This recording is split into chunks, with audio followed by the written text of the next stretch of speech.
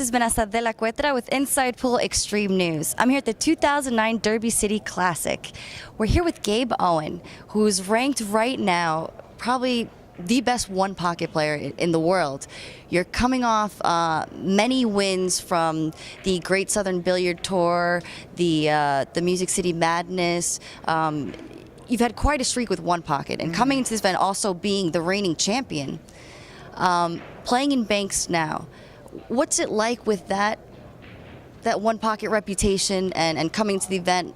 How do you prepare?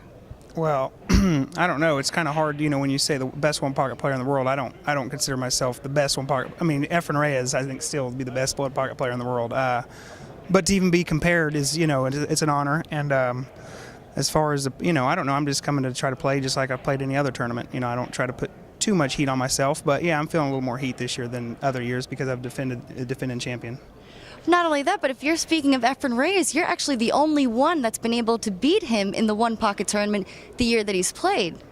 Yeah, well, he's been beat before, but I think I'm the first person to beat him out. But he's lost matches before. But yeah, I think I'm the first person to knock him out of the tournament. Yeah. And the first tournament that we're playing in now, the banks. With your foundation in one pocket, how strongly do you feel playing banks, and what results do you hope to see through it? Well, I don't know. I lost my first match this morning. Thorsten played a real good match on me, and so I've got one loss. So it ain't, I got to play Harriman next. So just hoping to get through that match. Just banks ain't really my best game. I mean, I play it pretty good. I just not really got too many high expectations in the banks. I'd like to do well just to try to get some all-around points. And in terms of banks, since it's not a pro tournament game that you see very often, how much time do you actually spend trying to practice and prepare for the bank portion of the tournament? Not much, really. I probably should practice more. I mean, I practice a little bit of banks here and there, and that's it. The only time I really play is this event, as far as when I match up and play banks. And do you feel that the one pocket knowledge that you have, since it's pretty extensive with your wins and everything, does that help or hinder or? Yeah, kind of, but in short rack banks, it ain't as much moving. If it was long rack banks, it'd be a lot more. The one pocket knowledge would come more into play. There's still a little bit, you could bank and play safe, but it's just with less balls on the table, and less balls in the way of banks, it's harder to play safe. So it's more of an aggressive banking game as opposed to full rack, where my one pocket knowledge would come into play. And with the banks, some players use different techniques, like you can hit the center of the cue ball, or do you actually use spin at all, or often enough to make the balls? I didn't earlier this morning, but I don't know. I don't know. I try, yeah, I spin them when you need to spin them, but I think generally all the better bank pool players say you want to try to stay in the center of the cue ball. So I try to do that.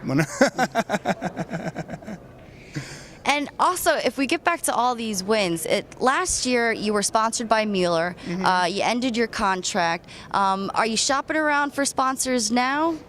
Well, yeah, always. It's tough out here without a sponsor. And right now, I'm back with my dad's cues, Shirts Custom Cues, playing with those. He's coming out with a new line of my cues real soon, and I'm always looking for other sponsors. He's coming out with a new line of your own cues? Yeah, the Gabe Owen line. It should be, I think he's pretty close to done with the last one. I think there's going to be 5 cues in the series.